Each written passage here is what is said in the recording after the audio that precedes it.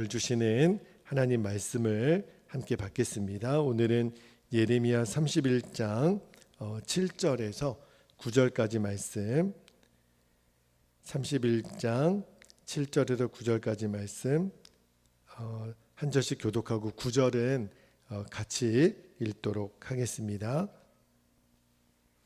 자, 7절입니다. 여호와께서 이와 같이 말씀하시니라. 너희는 여러 민족의 앞에 서서 야곱을 위하여 기뻐 외치라. 너희는 전파하며 찬양하며 말하라. 여호와여, 주의 백성 이스라엘의 남은 자를 구원하소서 하라. 보라, 나는 그들을 북쪽 땅에서 인도하며 땅 끝에서부터 모으리라. 그들 중에는 맹인과 다리 저는 사람과 잉태한 여인과 해산하는 여인이 함께 있으며 큰 무리를 이루어 이곳으로 돌아오리라. 9절 같이 읽을게요. 그들이 울며 돌아오리니 나의 인도함을 받고 간구할 때에 내가 그들을 넘어지지 아니하고 물 있는 계곡의 고진 길로 가게 하리라. 나는 이스라엘의 아버지요 에브라임은 나의 장자니라. 아멘. 오늘 새벽에는 함께 가는 순례의 길, 함께 가는 순례의 길이라는 제목으로 우리가 말씀을 나누고 기도하기를 원하는데, 오늘 본문에서도 하나님 두 가지 기도 제목을 주셨는데, 우리가 먼저 첫 번째로 붙들고 기도할 제목은 세상의 머리로서의 사명을 온전히 감당하는 교회와 성도들이 일어나게 하소서. 그러니까 하나님은 우리 교회를 부르시고 우리 성도들을 부르실 때에 세상의 머리로 부르셨다라는 사실을 우리가 기억했으면 좋겠어요. 7절 말씀을 다시 한번 볼게요. 7절 말씀에 하나님이 이렇게 말씀하십니다. 너희는 여러 민족의 앞에 서서, 자, 여러분 성경책에 여러 민족의 앞에 서서 밑줄을 한번 해보세요. 야곱을 위하여 기뻐 외치라. 너희는 전파하며 찬양하며 말하라. 여호와여, 주의 백성 이스라엘의 남은 자를 구원하소서 하라고 하나님이 말씀하고 계시는데, 여기 7절에 하나님이 말씀하시는 너희라는 이 대상이 정확히 누구인지는 모르겠어요. 이스라엘 백성일 수도 있겠고 또 이방인일 수도 있겠는데, 어쨌든 너희가 이방인이 되었든 이스라엘 백성이 되었든 너희로 하여금 뭘 명령하셨냐면 이스라엘의 남은 자의 구원을 위하여 기도할 것을 하나님이 명령하시죠. 그런데 오늘 주목하고 싶은 표현이 여기 여러 민족 앞에서, 제가 이제 밑줄을 그으라고 말씀을 드렸는데, 이 여러 민족 앞에서라는 요 단어가 원래 그 히브리 원어에는 여러 민족들의 머리 이렇게 번역이 돼 있어요.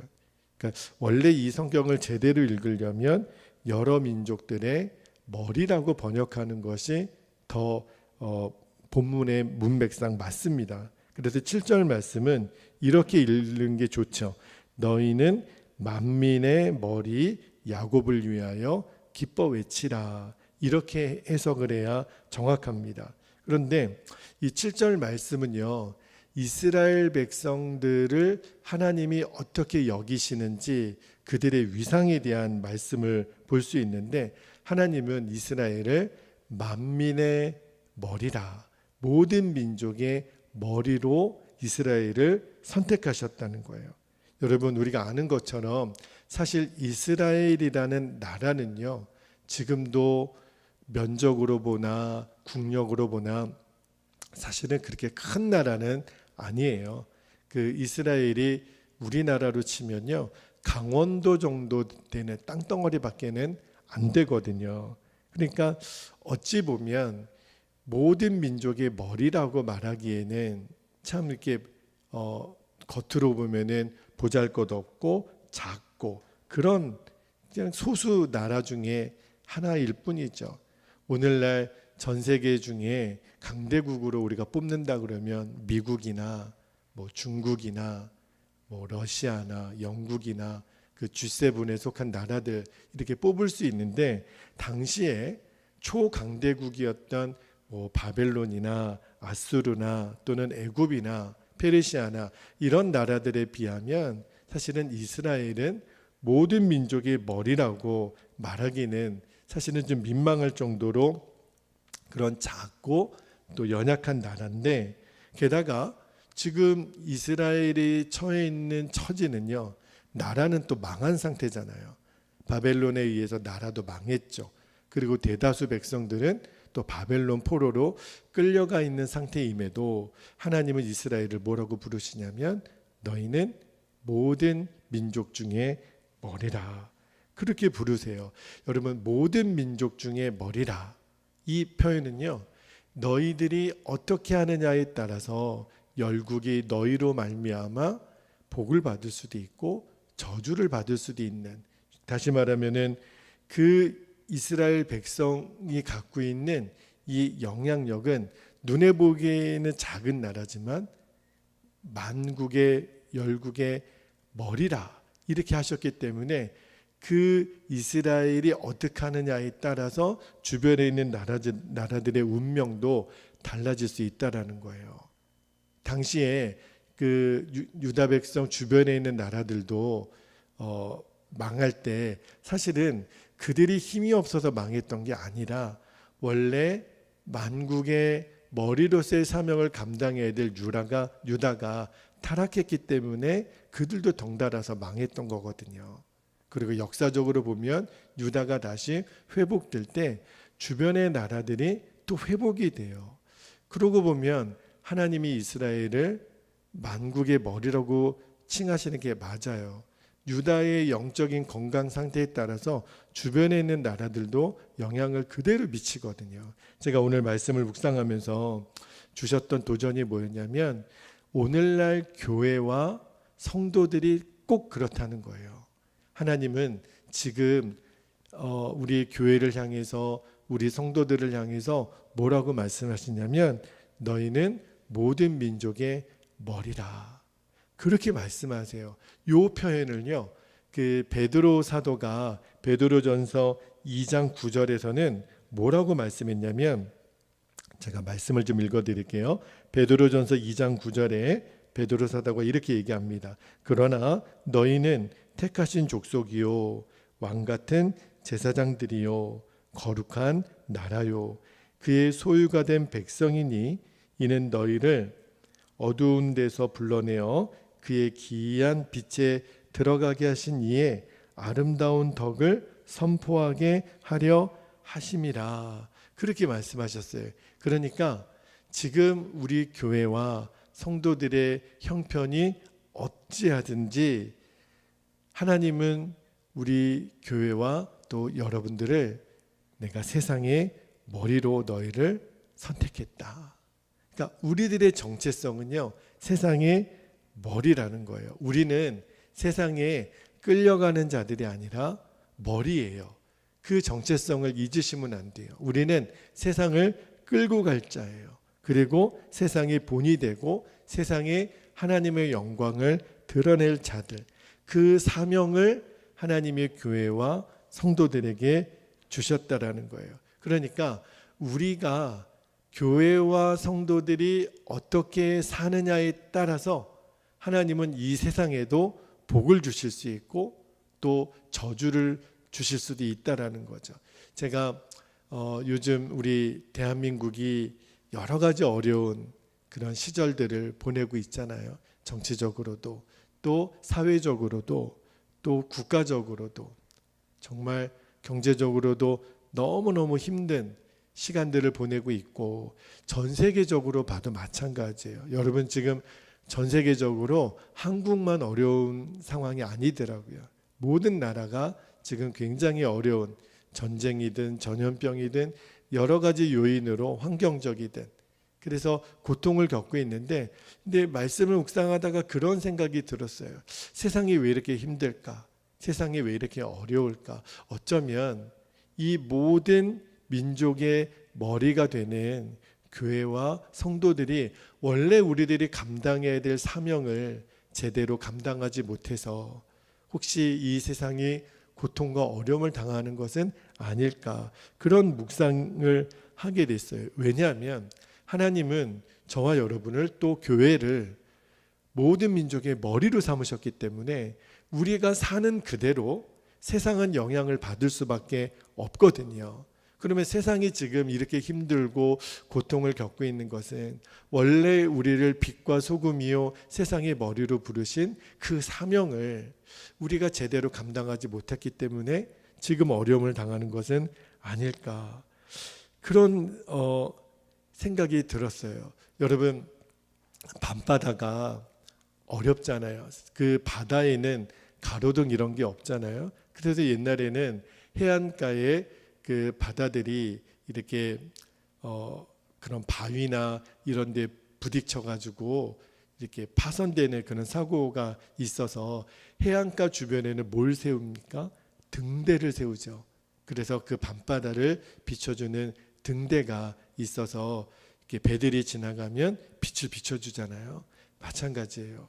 지금 세상이 칠흑같이 어둡고 힘든 그런 시간들을 보내고 있는 것 같아도 교회와 성도들이 빛을 비춰주면 이쪽으로 가면 살 수 있습니다. 이렇게 살아야 안전합니다. 그러면 그 밤바다를 지나가는 배들이 안전하게 지나갈 수 있는 것처럼 오늘 말씀을 묵상하다가 그렇구나, 우리는 민족의 머리로서의 정체성과 사명이 있는 거구나, 내가 빛이구나, 내가 걸어가는 그 길이 세상의 소금이 되는 거구나, 나로 인해서 세상이 복을 받을 수도 있고 저주를 받을 수도 있다는 것을 여러분 잊으시면 안 돼요.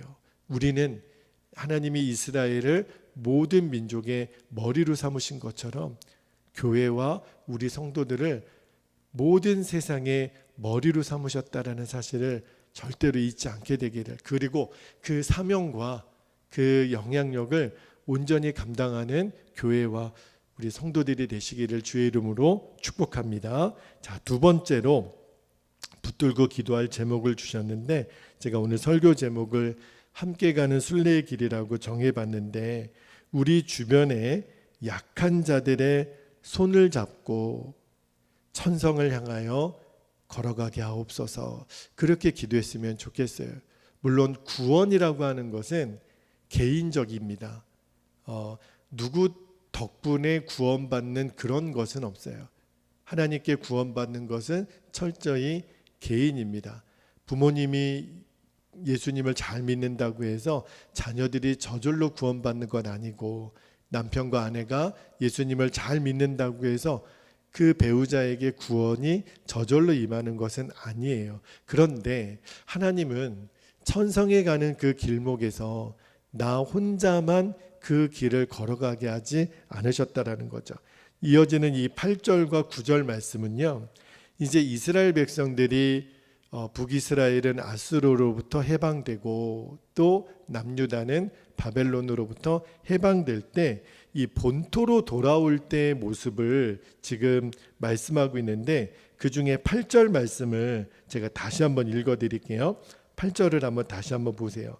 보라, 나는 그들을 북쪽 땅에서 인도하여, 여기 북쪽 땅이 바벨론 땅이잖아요.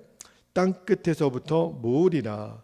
그들 중에는 맹인과 다리 저는 사람과 잉태한 여인과 해산하는 여인이 함께 있으며 큰 무리를 이루어 이곳으로 돌아오리라. 여러분, 거기 8절 중간에 보면 맹인과 다리 저는 사람과 잉태한 여인과 해산하는 여인이 있다 그랬잖아요. 이들이 어떤 존재들이죠?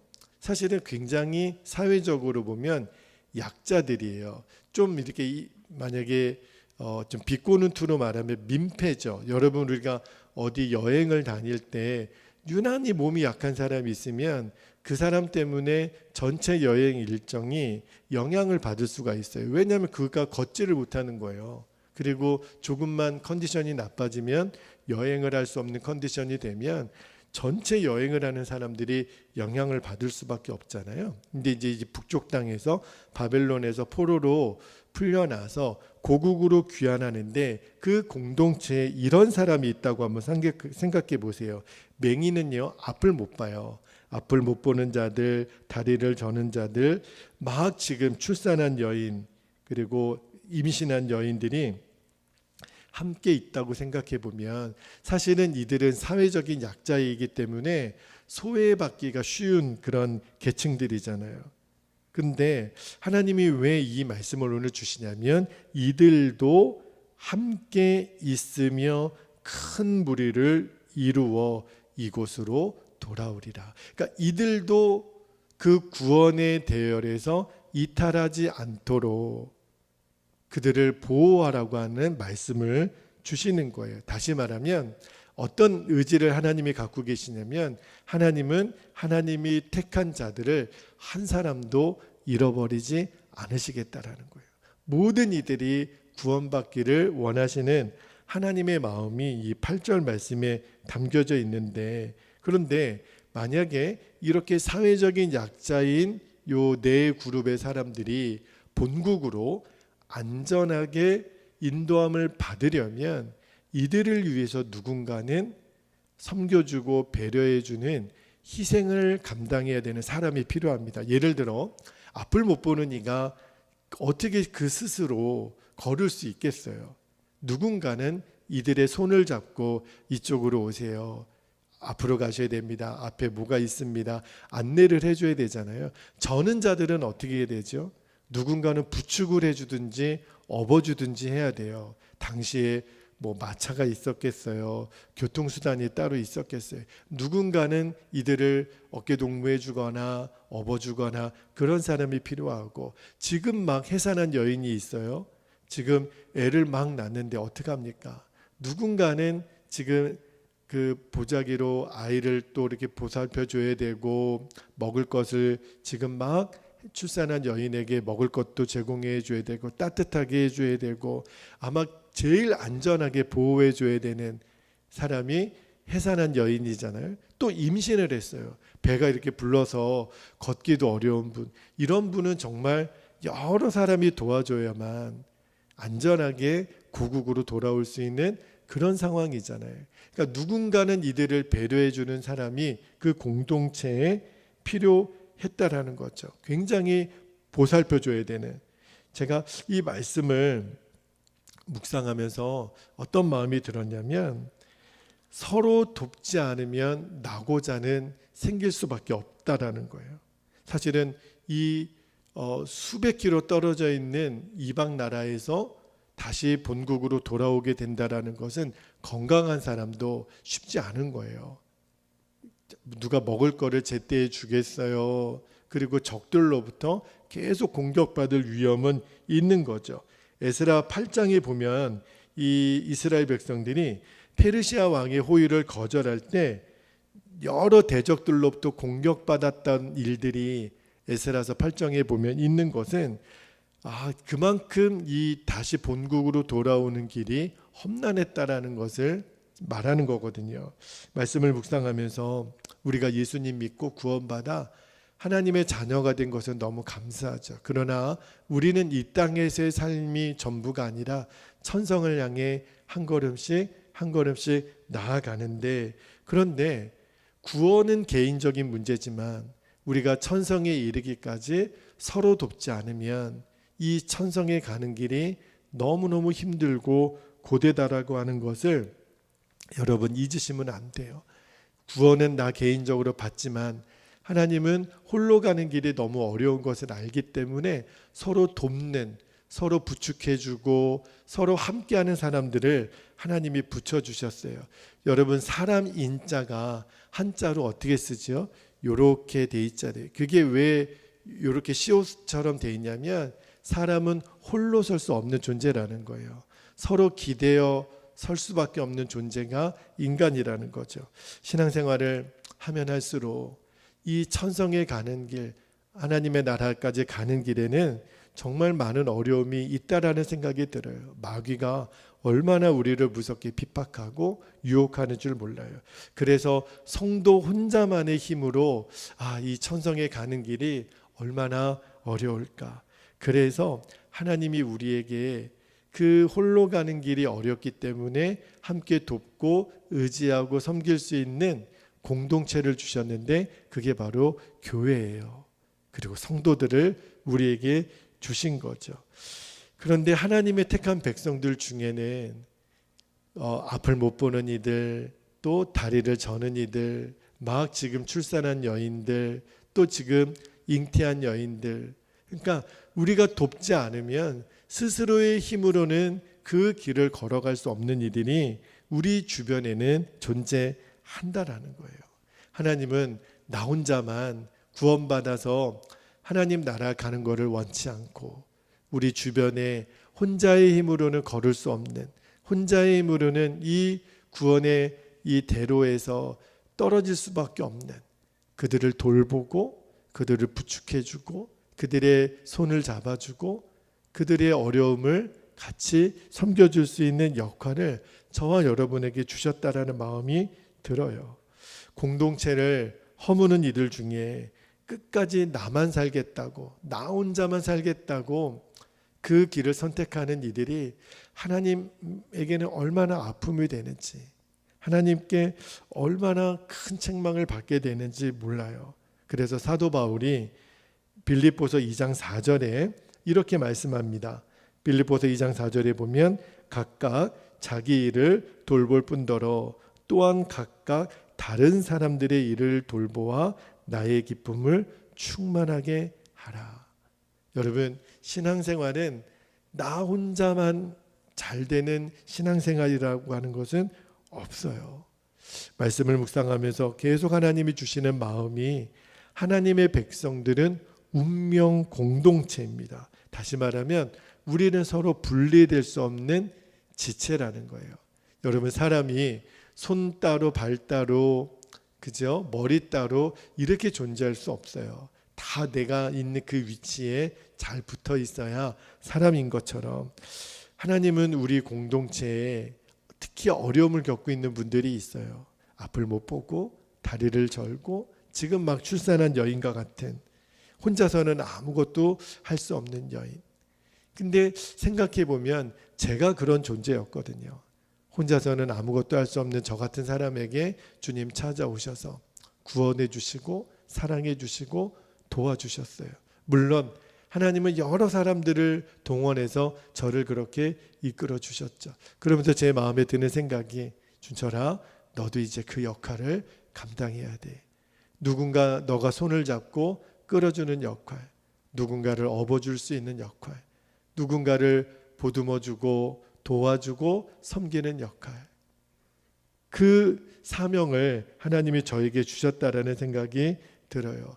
그래야 여러분, 우리가 걸어가는 이 순례의 길이 복이 있는 거예요.